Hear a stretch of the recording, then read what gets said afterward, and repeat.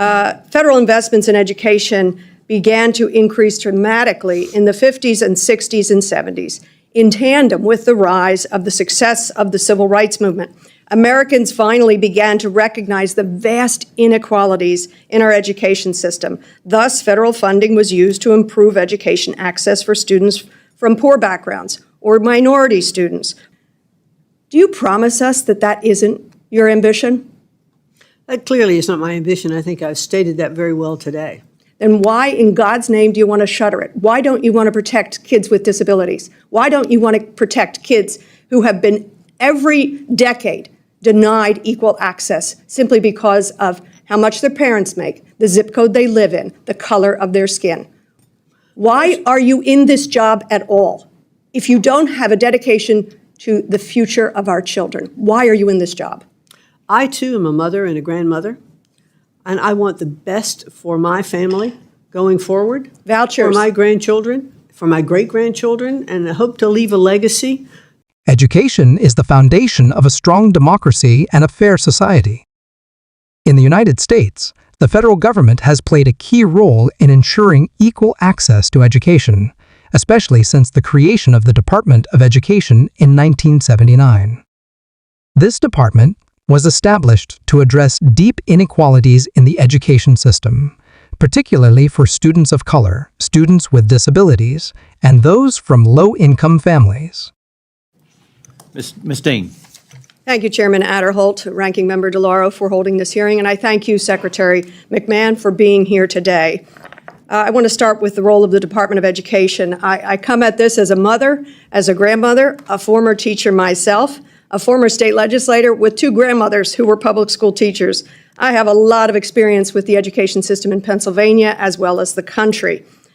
First, the history of the federal education involvement, and Ms. Watson-Coleman was getting at some of this that I'd like to build upon.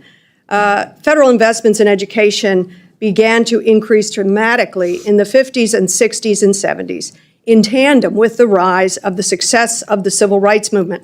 Americans finally began to recognize the vast inequalities in our education system. Thus, federal funding was used to improve education access for students from poor backgrounds or minority students, for women, for people with disabilities, and other marginalized groups. Finally, Congress established the Department of Education in 1979, replacing the Office of Education.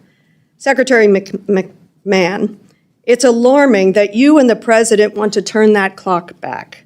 You take us back to a time before any federal oversight of education, before many of the programs that guarantee free and equal access to education for all Americans. You said as much in your testimony. After all the Department of Education's work to ensure equal access to education, you're embarking on the department's final mission?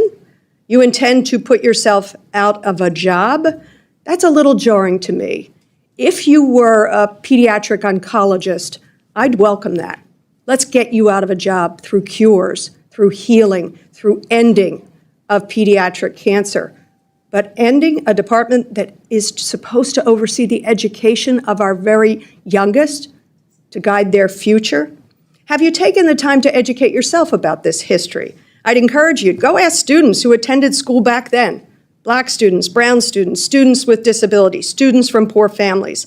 What was access like for them before the Department of Education? Frankly, eliminating the Department of Education, to me, is rather Orwellian. The President and his administration don't want an educated populace. Why don't we just go back to the book 1984 if it hasn't been banned? It's clear to me, this administration wants an uneducated electorate so that Mr. Trump and his courtiers can control thought, therefore control votes, and control the population. I'll note a secondary measure here that is going on. The increase in funding for charter schools. We know that charter schools originally were supposed to be incubators of the best ideas, great practices to be brought back into the public school education system so that every kid had an access to such things. But this administration and you, who want to put yourself out of a job, following the playbook, page 319 of Project 2025, first sentence, shutter the Department of Education. You're all following the book, that book. Too bad that one wasn't banned. And yet, privatizing is really the other ambition, an undereducated electorate and profit and privatization of our education system. Today, that role is under debate. Some political leaders and policy groups argue that the department should be eliminated, claiming that education should be left entirely to the states. Critics fear this would weaken civil rights protections and increase inequality, turning education into a profit-driven system and stripping it of its public mission. A recent congressional hearing brought this debate to the forefront, highlighting the sharp divide over who should control American education and what kind of future we are creating for our children. Do you promise us that that isn't your ambition? That clearly is not my ambition. I think I've stated that very well today. Then why in God's name do you want to shutter it? Why don't you want to protect kids with disabilities? Why don't you want to protect kids who have been every decade denied equal access simply because of how much their parents make, the zip code they live in, the color of their skin? Why are you shuttering a department that's supposed to lift up those children? Because those programs don't have to flow through the Department of Education, and they can flow through the state. I was a state legislator. That's called shift and shaft. I've spoken with the governor of Pennsylvania. They can't pick up the tab anymore for education of our students, not to mention it would be inequitable by state, by state, by state. Why are you in this job at all? If you don't have a dedication to the future of our children, why are you in this job? I, too, am a mother and a grandmother, and I want the best for my family going forward. Vouchers. For my grandchildren, for my great-grandchildren, and I hope to leave a legacy that we have established best practices for education that all the states can use. That would be a great legacy to be able to leave, to be able to show states these are some of the things that they can do. I think states have to look at their budgets. Madam Secretary, the legacy you will be leaving is that I shut down the Department of Education. How we educate our children determines not just their future, but our own.